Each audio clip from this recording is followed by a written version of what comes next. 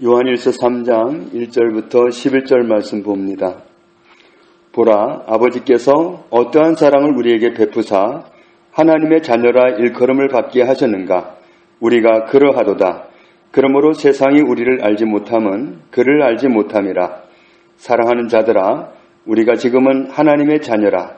장래에 어떻게 될지는 아직 나타나지 아니하였으나 그가 나타나시면 우리가 그와 같을 줄을 아는 것은 그의 참모습 그대로 볼 것이기 때문이니 주를 향하여 이 소망을 가진 자마다 그의 깨끗하심과 같이 자기를 깨끗하게 하느니라. 죄를 짓는 자마다 불법을 행하나니 죄는 불법이라. 그가 우리 죄를 없애려고 나타나신 것을 너희가 아나니 그에게는 죄가 없느니라. 그 안에 거하는 자마다 범죄하지 아니하나니 범죄하는 자마다 그를 보지도 못하였고 그를 알지도 못하였느니라. 자녀들아, 아무도 너희를 미혹하지 못하게 하라. 의를 행하는 자는 그의 의로우신 것 같이 의롭고 죄를 지는 자는 마귀에게 속하나니 마귀는 처음부터 범죄함이라. 하나님의 아들이 나타나신 것은 마귀의 일을 멸하려 하심이라.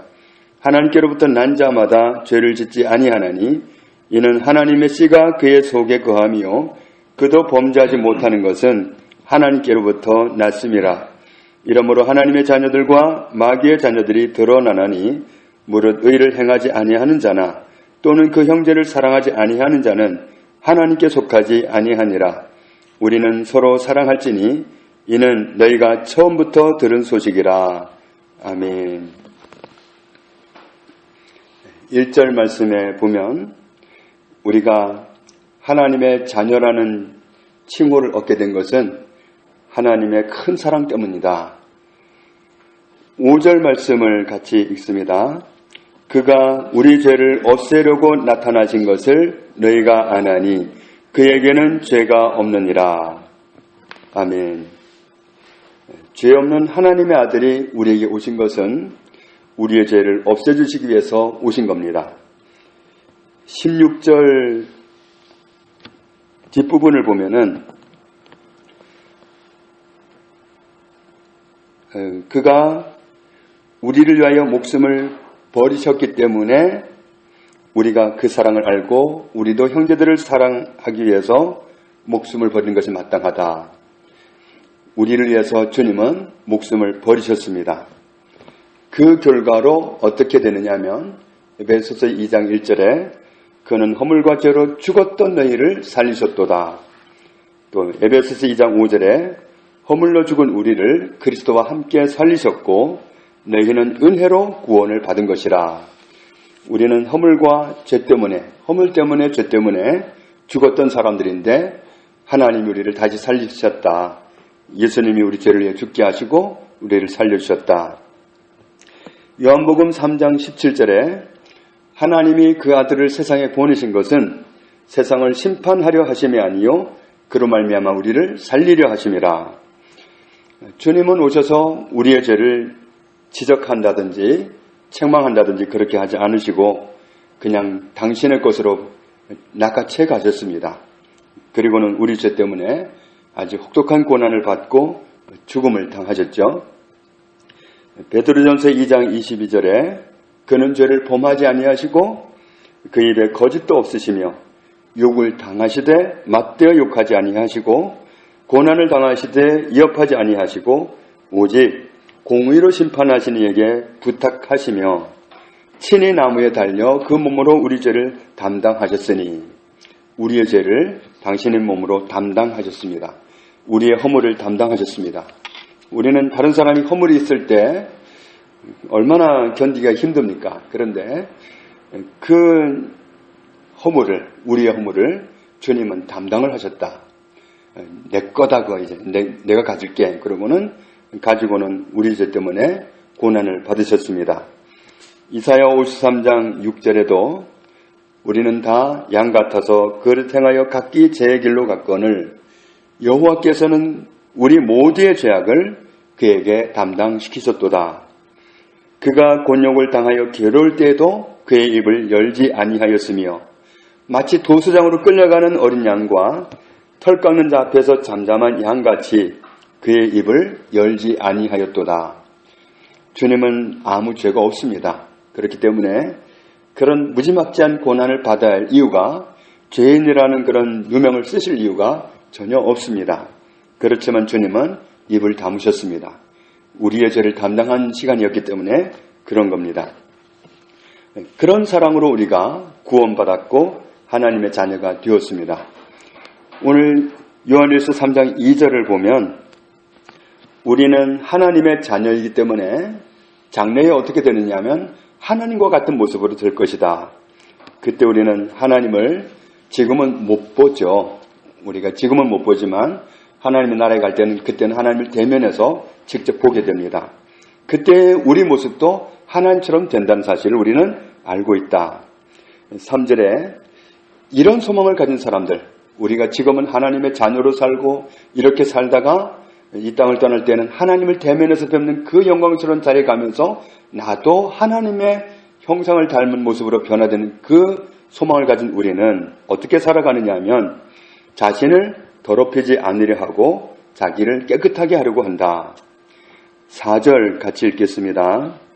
죄를 짓는 자마다 불법을 행하나니 죄는 불법이라. 자신을 깨끗하게 하는 건 뭐고 자신을 더럽히는 건 뭔가?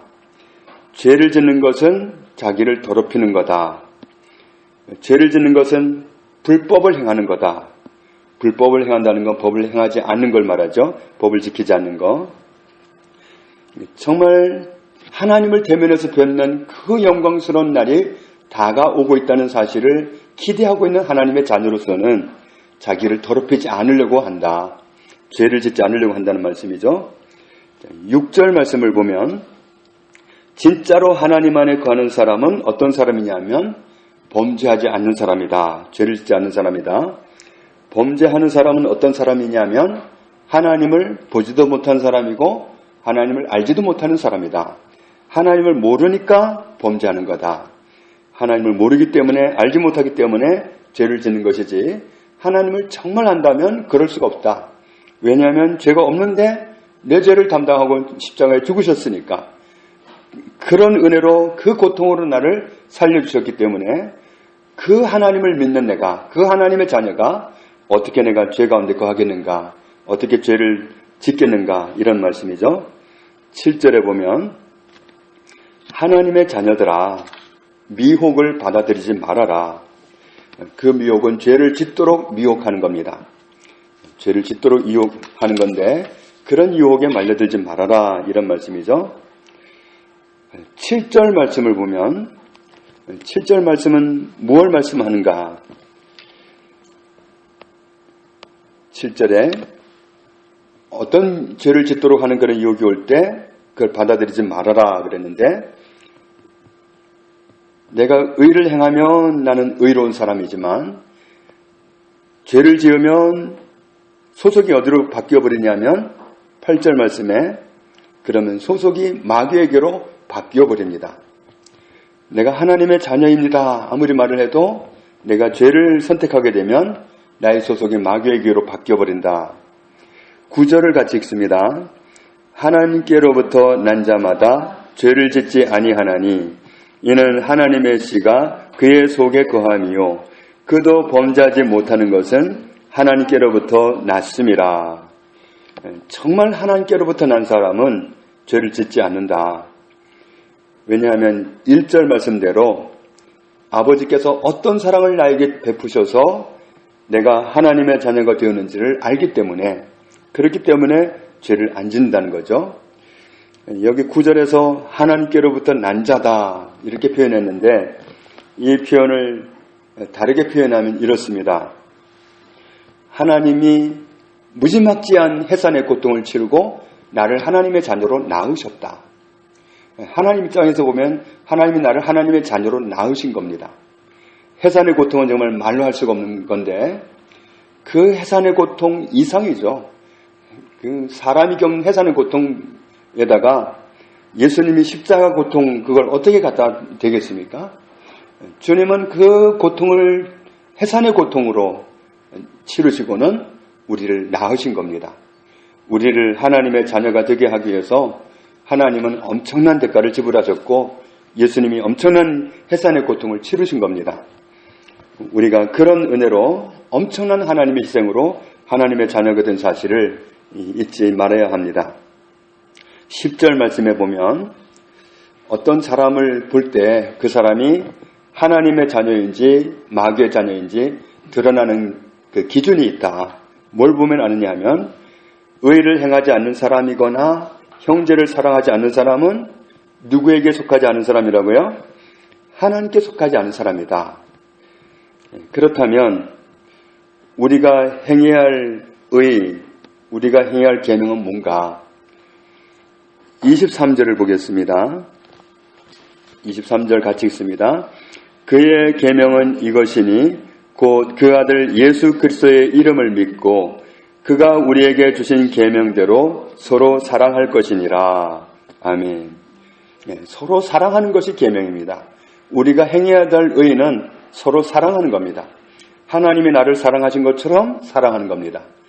누구에게 허물이 있을 때 그 허물을 내 것이냐 그걸 끌어안고 그렇게 그 사람을 위해서 정말 대신 죄짐을 담당해주는 그 사람을 위해서 기도해 줄 수 있는 그런 모습으로 살아가기를 원하시는 거죠. 24절에 보면 그 계명을 지키는 사람은 주 안에 거하는 사람이고 그런 사람에게는 주님도 그 사람 안에 거하신다.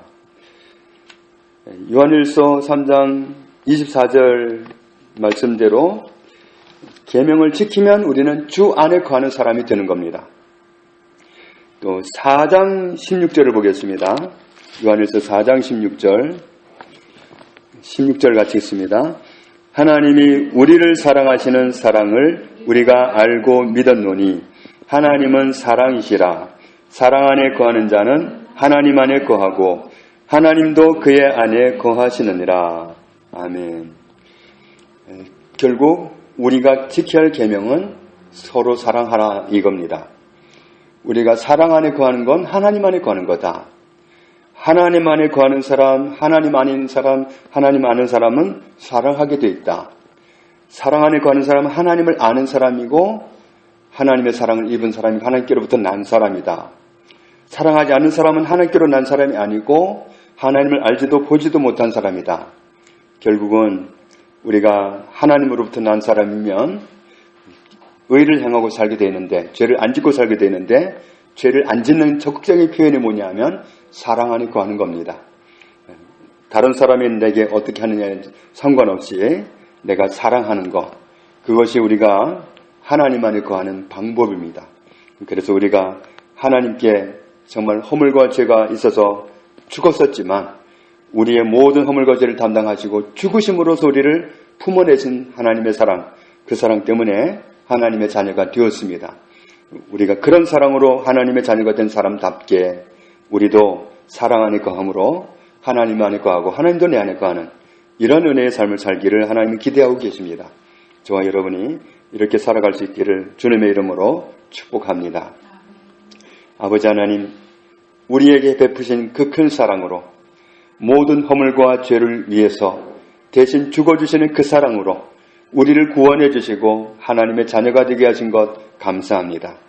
이제 우리가 하나님의 자녀로 살고 이 땅을 떠날 때에는 하나님을 뵙는 영광스러운 모습으로 나아가게 됨을 감사합니다.